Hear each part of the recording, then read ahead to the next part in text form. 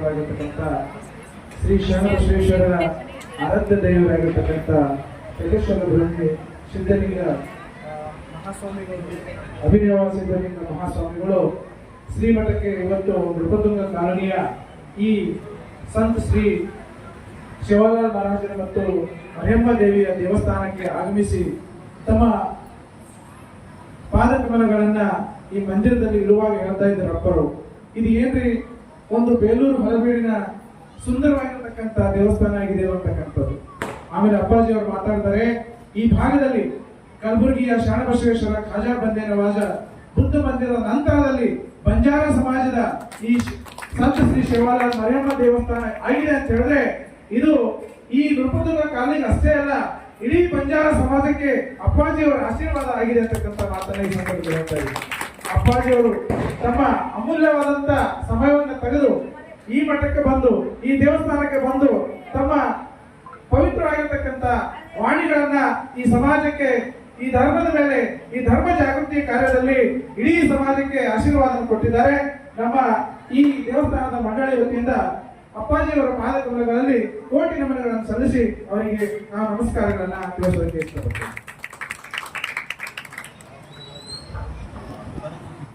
ನಾವಾಗಿರ್ಬೋದು, ಶರಣಬಸವೇಶ್ವರ ಆಗಿರ್ಬೋದು, ಸಂತ ಶಿವಲಾಲರಾಗಿರ್ಬೋದು, ಬುದ್ಧ ಭಗವಾನ್ ಆಗಿರ್ಬೋದು, ಮೊಹಮ್ಮದ್ ಪೈಗಂಬರ್ ಆಗಿರ್ಬೋದು, ಇವರೆಲ್ಲ ನಾವು ಒಬ್ಬ ತಂದೆ ತಾಯಿ ಹೊಟ್ಟೆಗೆ ಹುಟ್ಟಿದವ್ರೆ. ನಮಗೆ ಎಲ್ಲಕ್ಕಿಂತ ಶ್ರೇಷ್ಠ ಮಟ್ಟವಲ್ಲದೆ ಕಣ್ಣಿಗೆ ಕಾಣತಕ್ಕಂಥ ದೇವರು ಯಾರು ಅಂತಂದ್ರ ನಮ್ಮ ಹೆತ್ತ ತಂದೆ ತಾಯಿಗಳು. ಇದಕ್ಕೆ ಉದಾಹರಣೆಯಾಗಿ ನಮ್ಮ RLC ಅವರು ಬಹಳ ಜನ ಅಂದ್ರೆ ನನಗೆ ಒಂದು ವಿಶೇಷ ಅನಿಸ್ತು, ಇದ್ದು ಹೇಳ್ತೀನ, ಬಹಳ ಜನ ವಯಸ್ಸಾದ ತಂದೆ ತಾಯಿ ಕೇಳ್ಕೊಂಡಿರ್ತಾರೆ. ಆ ಟೈಮಿಗೆ ಹೋಗಿ ಏನಂತಾರ, ಯಾಕಂತಪ್ಪ ಆಯ್ತು ಅವ್ರ ವಯಸ್ಸಾಯ್ತು ಬಿಟ್ಟು ಬಿಡು ಅಂತಾರೆ. ಆದ್ರೆ ರಾಜು ಅವರ ತಾಯಿ ತಿಳ್ಕೊಂಡು ತಿಂಗಳಾದ್ರೂ ಕೂಡ ಅವನಿಗೆ ಹೆಂಗಾಗಿದೆ ಅಂತಂದ್ರ ಅವಾಗೇ ಜನ್ಮ ಕೊಟ್ಟು ಸಣ್ಣ ವಯಸ್ಸಿನ ಅಲ್ಲಿ ತಾಯಿ ತಿಳ್ಕೊಂಡು ಫೀಲ್ ಆಗ್ಯದ ಅವನಿಗೆ. ನಾನು ವಯಸ್ಸಾಗ್ಯದಪ್ಪ ಏನ್ ಚಿಂತೆ ಮಾಡ್ತೀನಿ ಅಂತಂದಾಗ ಆತ ಅಂದ್ರು, ಸಣ್ಣವಳಿದ್ರು ತಾಯಿಗೆ, ವಯಸ್ಸಾದರೂ ತಾಯಿನೇ, ಆ ತಾಯಿಯನ್ನ ಕಳ್ಕೊಂಡು ಇವತ್ತು ನಾವು ಪರದೇಶಿ ಆಗಿವಿ ಅಂತಕ್ಕಂಥ ಮಾತನ್ನು ಹೇಳಿದ್ವಿ. ಅದಕ್ಕೆ ನಾ ಇಲ್ಲಿ ಯಾಕೆ ಈ ಮಾತು ಹೇಳಕತ್ತೀನಪ್ಪ ಅಂತಂದ್ರ, ತಂದೆ ತಾಯಿಗಿಂತ ದೊಡ್ಡ ದೇವರು ಯಾರು ಅಲ್ಲ. ಅದಕ್ಕ ಈ ಸಂದರ್ಭದಲ್ಲಿ ನಮ್ಮ ಕಮಿಟಿಯವರಿಗೆ ಇಲ್ಲಿ 2 ವಾಕ್ಯಗಳನ್ನು ನಾನು ಕೊಡ್ತೀನಿ. ಏನಪ್ಪ ಅಂತಂದ್ರ, ನಾವೆಲ್ಲ ಹನುಮಾನ್ ದೇವ್ರ ಜಯ ಹುಡಿತೀವಿ, ಪವನ ಪುತ್ರ ಹನುಮಾನ್ ಕಿ ಜಯ ಅಂತೇವಿ. ಮತ್ ಪವನ್ಗೆ ಯಾಕೆ ತಗೋಬೇಕು, ಹನುಮಂತರು ಒಂದೇ ತಗೋಬೇಕು, ಅವ್ರ ತಂದೆ ಹೆಸರು. ಇನ್ನೊಂದಂತೀವಿ, ಅಂಜನಿ ಪುತ್ರ ಹನುಮಾನ್ ಕಿ ಜಯ ಅಂತೇವಿ. ಯಾಕ, ಅದು ತಾಯಿ ಹೆಸರು. ಅಂದ್ರ ತಂದೆ ತಾಯಿ ಬಿಟ್ಟು ದೇವರು ಕೂಡ ದೊಡ್ಡವರಲ್ಲ ಆಗ್ತಾರೆ. ಇವತ್ತ ಸ್ವಂತ ಸೇವಾದಾರರು. ಹೀಗಾಗಿ ಮುಂದೆ ನೀವು ಏನೇ ಕಟ್ಟಡ ಮಾಡ್ರಿ, 2 ಕಟ್ಟಡಕ್ಕೆ ಮಾತ್ರ, ಉಳಿದ ಕಟ್ಟಡ ಏನೇ ಮಾಡ್ರಿ, 2 ಕಟ್ಟಡ ಏನೇ ಕಟ್ಟಡ ಮಾಡಿದ್ರು ಕೂಡ 2 ಕಟ್ಟಡಗಳಿಗೆ ಇಲ್ಲಿ ನಾನು ನನ್ನ ಬುದ್ಧಿಯಿಂದ ಆ ಭಗವಂತ ಹೇಳಿದ ಹಾಗೇನೆ.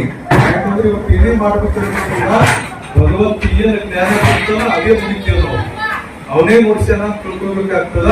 2 ಕಟ್ಟಡಕ್ಕೆ 2 ಹೆಸರುಗಳನ್ನು ಇಡಬೇಕು.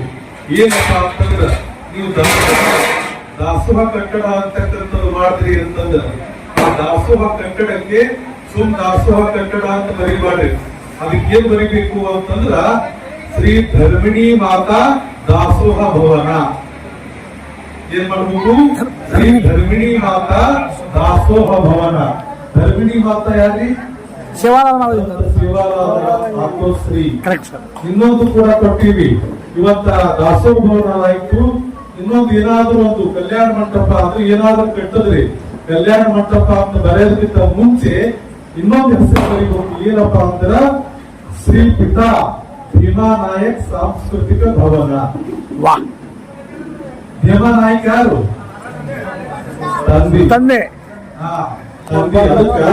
ನಾವಿವತ್ತ ನಾವೇನು ಇದು ಮಾಡಿವಲ್ಲ ಈ ಕಾರ್ಯಕ್ರಮ ಶಾಶ್ವತವಾಗಿ ಹೇಗೆ ಉಳಿಬೇಕು ಅಂತಂದ್ರ ಅವರ ತಂದೆ ತಾಯಿಗಳ ಇಬ್ಬರ ಹೆಸರನ್ನ ಇಟ್ಟು ನಾವು ಮಾಡಿದ್ರ ಅದು ಮಗನಿಗೂ ಖುಷಿ ಆಗ್ತದ, ಮಗನ ನೋಡಿ ತಂದಿ ಖುಷಿ ಆಗ್ತದ, ತಂದಿಗೆ ನೋಡಿ ಮಗನಿಗೆ ಖುಷಿ ಆಗ್ತದ. ಅವ್ರಿಗೆ ಖುಷಿ ಆದ್ರಂದ್ರ ನಾವು ಎಲ್ಲ ಖುಷಿಯಾಗಿ ಅವ್ರು ಆಶೀರ್ವಾದ ಮಾಡ್ತಾರೆ.